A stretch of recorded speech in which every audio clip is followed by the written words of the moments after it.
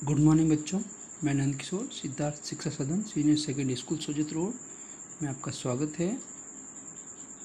और आज हम कक्षा 7 विषय हिंदी व्याकरण चैप्टर 6 विशेषण का पार्ट 4 पढ़ने जा रहे हैं। अब तक हमने प्यारे बच्चों पढ़ा कि विशेषण जो है संज्ञा अथवा सर्वनाम शब्दों की विशेषता बताने वाले शब्द जैसे महान, सच्चे, प्रथम, प्रबल इस प्रकार थे। और विशेष्य में देखा कि विशेषण जिन संज्ञा अथवा सर्वनाम शब्दों की विशेषता बताते वो विशेष्य कहलाते। जैसे कहें कि महान स्वतंत्रता, तो महान विशेषण हो गया और विशेष्य स्वतंत्रता हो गया, है ना। या कहें प्रबल विरोधी, तो प्रबल विशेषण और विशेष्य विरोधी हो गया। ठीक है। तो फिर देखा कि विशेषण के भेद 4 होते हैं: गुणवाचक, संख्यावाचक, परिमाणवाचक, सार्वनामिक। ठीक है। फिर गुणवाचक, जिसमें गुण, दोष, आकार, दशा, अवस्था बताई जाती है। और फिर परिमाणवाचक जो कि नाप तोल या मात्रा का बोध कराते हैं, जो 2 प्रकार के होते हैं, निश्चित और अनिश्चित। फिर संख्यावाचक देखा, तो संख्यावाचक में संख्या का बोध होता है और ये भी 2 प्रकार के होते हैं, निश्चित और अनिश्चित। फिर सार्वनामिक में जो सर्वनाम शब्द संज्ञा शब्दों से पहले आकर विशेषण रूप से विशेषता बताते हैं और इन्हें संकेतवाचक भी कहते हैं। और उसके बाद हम देख रहे हैं विशेषणों की तुलना। विशेषणों की तुलना में देखा कि किसी संज्ञा अथवा सर्वनाम के गुण दोषों की तुलना करने को विशेषणों की तुलना या अवस्था कहते हैं। और ये विशेषण की अवस्थाएं 3 प्रकार की होती हैं: मूलावस्था, उत्तरावस्था और उत्तमावस्था। और फिर पहले थी मूलावस्था। मूलावस्था में देखा कि एक वस्तु या प्राणी की अन्य किसी से, यानी कि किसी और से, इस दूसरे से तुलना नहीं की जाती है, बल्कि विशेषण को सामान्य प्रयोग किया जाता है। जैसे जयपुर गुलाबी नगर कहलाता है। जयपुर गुलाबी नगर कहलाता है, कोई और शहर गुलाबी नाम से नहीं जाना जाता है। ठीक है। उसी प्रकार अब हम आगे देखते हैं उत्तरावस्था, नंबर 2 की उत्तरावस्था। उत्तरावस्था में प्यारे बच्चों देखिए कि जब किसी विशेषण द्वारा 2 वस्तुओं या प्राणियों की तुलना कर एक की न्यूनता अथवा अधिकता बताई जाती है, तो वह विशेषण की उत्तरावस्था होती है, यानी कि मूलावस्था के बाद। और इसमें 2 वस्तुओं या प्राणियों की तुलना की जाती है कि कौन किससे अधिक है, कौन किससे न्यून है, कौन अच्छा है और कौन इससे भी अच्छा है। ठीक है। जैसे रमेशनाथ प्रमोद से, क्या कहा? रमेशनाथ प्रमोद से क्या है? कमजोर है। इसका मतलब क्या हो गया कि रमेशनाथ कमजोर है। किससे? प्रमोद से कुछ ज़्यादा कमजोर है। ठीक है ना। फिर देखिए शिमला मसूरी से अधिक ठंडा है। शिमला मसूरी से, किससे? मसूरी से क्या है? अधिक ठंडा है। तो इसका मतलब मसूरी कम ठंडा हुआ और शिमला अधिक है, तो वहाँ ठंड ज़्यादा पड़ती है। ठीक है ना। अब देखिए इसकी तीसरी अवस्था उत्तमा अवस्था। इस अवस्था में दो से अधिक, देखो उत्तरा अवस्था में तो क्या था कि दो वस्तुओं प्राणियों में था, जबकि उत्तमा अवस्था में दो से अधिक वस्तुओं या व्यक्तियों की तुलना कर उनमें से एक की सबसे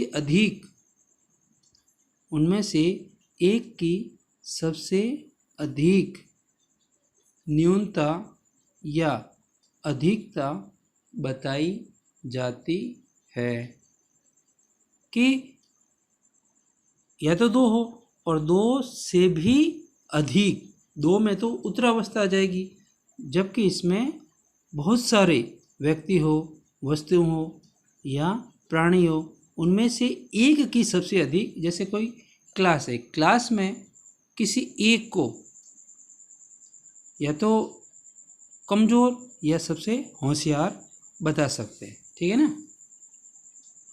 जैसे हॉकी मेरा सबसे प्रिय खेल है, खेल बहुत सारे, लेकिन उनमें से जो है हॉकी जो है सबसे प्रिय है, उसको हॉकी खेलना बहुत पसंद है। फुटबॉल वगैरह भी खेलता है, थोड़ा थोड़ा सारे खेलता है, लेकिन उसमें सबसे प्रिय खेल हॉकी है। जैसे रिमझिम सब बहनों से, रिमझिम सब बहनों से अधिक कमज़ोर है। बहुत सारी बहनें, मतलब 4-5 बहनें, उसमें से जो रिमझिम है वो कुछ अधिक ही कमज़ोर है। ठीक है ना। तो ये उत्तमा अवस्था है। उत्तमा अवस्था में अधिक में से किसी एक की तुलना करके सबसे अधिक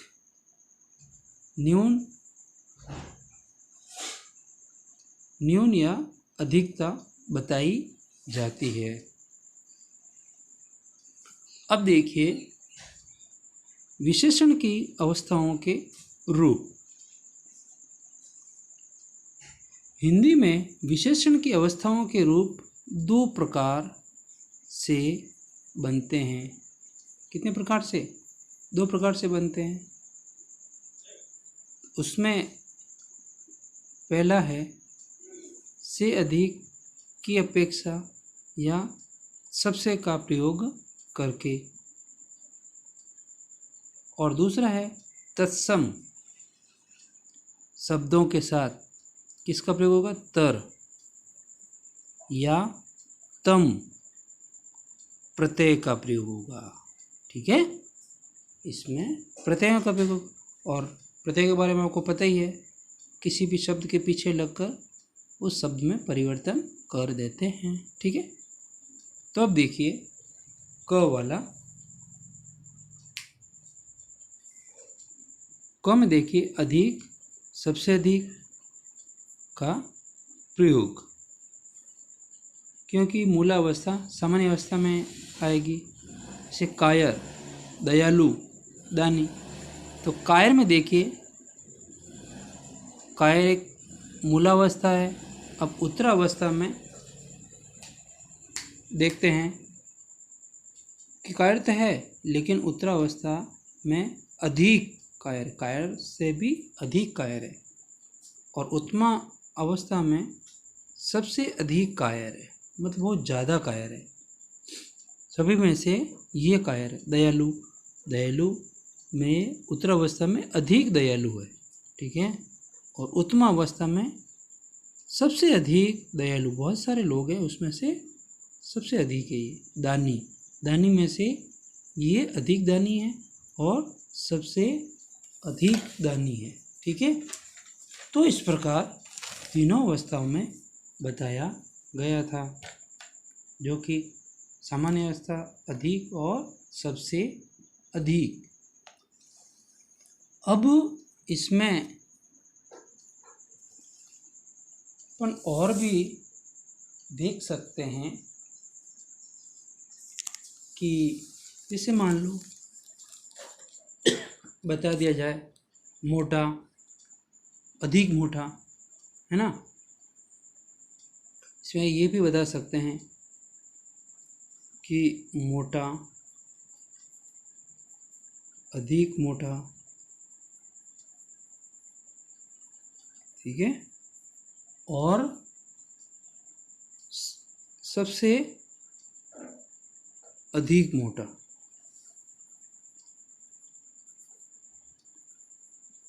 सभी में से ये मोटा है, ठीक है ना। फिर मान लो आ जाए कि कंजूस, अधिक कंजूस और सबसे अधिक कंजूस। फिर आ जाए कि हवादार, अधिक हवादार और सबसे अधिक हवादार है, ठीक है। अब इसका दूसरा जो भाग है तत्सम शब्दों के साथ, तत्सम शब्दों के साथ जो क्या होगा, तर और एक तम प्रत्ययों का प्रयोग होगा। अब आ जाए सुंदर, ये मूलावस्था यानी कि सामान्य अवस्था है, ठीक है, और उत्तरावस्था यानी कि इसके बाद की अवस्था। सुंदर तर, सुंदर तर, और उत्तम अवस्था में सुंदर तम। इसी प्रकार आ जाए कि प्राचीन, फिर आ जाएगा प्राचीन तर, प्राचीन यानी पुराना, प्राचीन तर, फिर आ जाएगा प्राचीन तम, ठीक है। सुंदर तरकीब बना दिया। फिर आ गया उच्च, उच्चतर और उच्चतम यानी कि सबसे ऊंचा। तो इसी के अनुसार बना देते हैं लघु, लघु यानी छोटा, लघु ये हो गया सामान्य अवस्था में, और इसका बना देते हैं इसी के अनुसार लघुतर, और इसमें हो जाएगा लघुतम, ठीक है। इसी प्रकार ये बन गया श्रेष्ठ, श्रेष्ठतर, श्रेष्ठतम। मान लो कहे कि महेश श्रेष्ठ है ना, होशियार है, और फिर कहें कि रमेश से सुरेश श्रेष्ठतर है, तो क्या लग गया, दो में से एक की तुलना की तो श्रेष्ठतर हो गया। और फिर कहें कि इस 7th क्लास में सबसे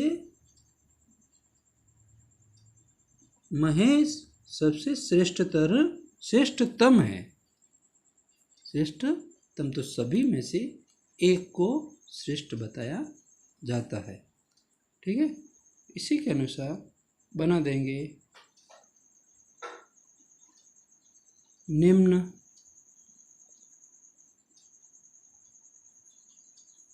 निम्नतर, और ये निम्न, निम्नतम, ठीक है ना।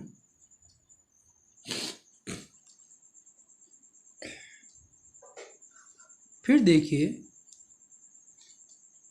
विशेषणों की रचना। अब विशेषणों की रचना जो है संज्ञा, सर्वनाम, क्रिया, अवयव शब्दों के साथ क्या क्या लगता है, उपसर्ग व प्रत्यय लगाकर की जाती है।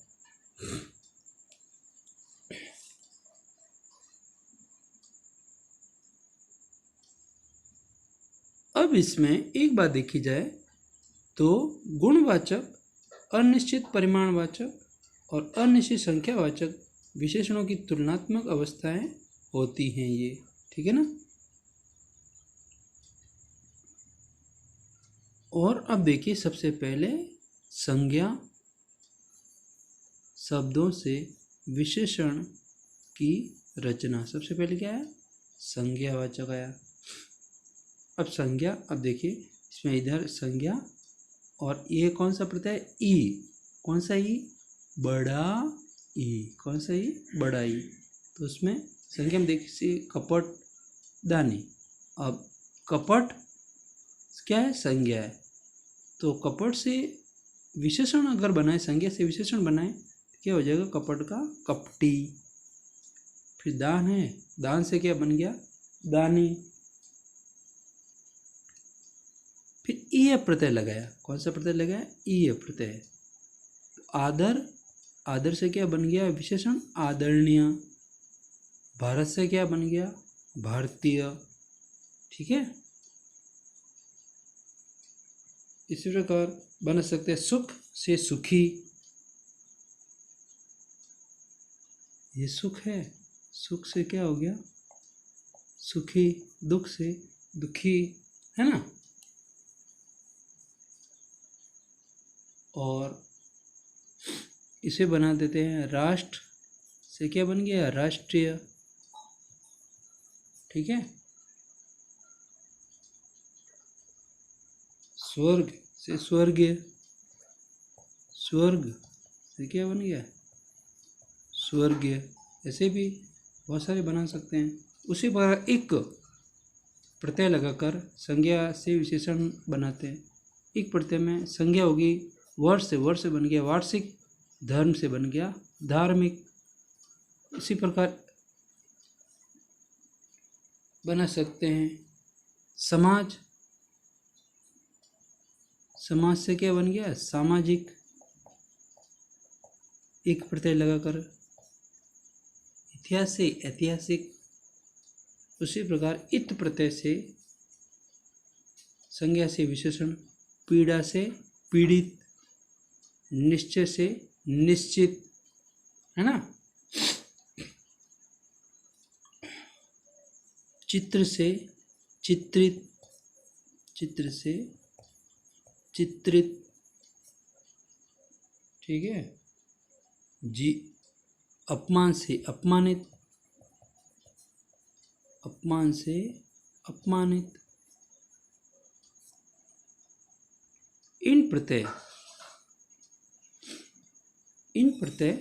लगाते हैं, उसमें संज्ञा से विशेषण। नमक से नमकीन, नमक से नमकीन। ग्राम से ग्रामीण, कौन सा प्रत्यय लगाया, इन प्रत्यय लगाया तो हो गया। फिर रंग से रंगीन, रंग से क्या बन गया, रंगीन। उसी प्रकार इला व आलू प्रत्यय से चमक से चमकीला, झगड़ा से झगड़ालू, जहर से जहरीला, जहर से क्या बन गया, जहरीला, ठीक है। और शंका से शंकालु, शंका से शंकालु।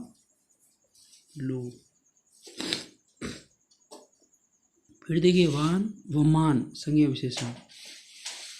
प्रत्यय धन से धनवान, एरा एला प्रत्यय से चाचा से चचेरा, मतीवती प्रत्यय से श्रीमती, पुत्र से पुत्रवती, है ना।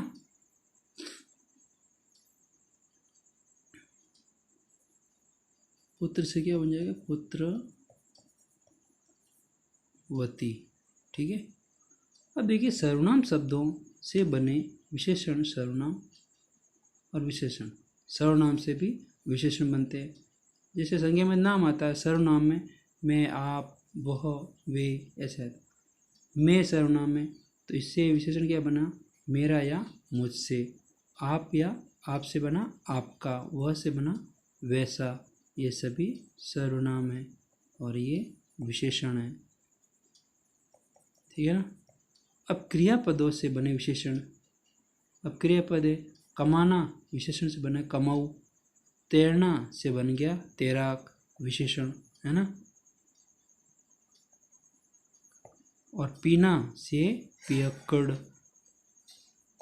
ठीक है। उसी प्रकार अवयव से बने सब बाहर से बाहरी, पीछे से पिछला, आगे से अगला। तो इस प्रकार मेरे बच्चों ये संज्ञा, विशेषण, क्रिया, अवयव से विशेषण बनते हैं। तो आपको ढंग से सुनना है, समझना है और कार्य ढंग से करना है और राइटिंग अच्छी रखनी है। Thank you.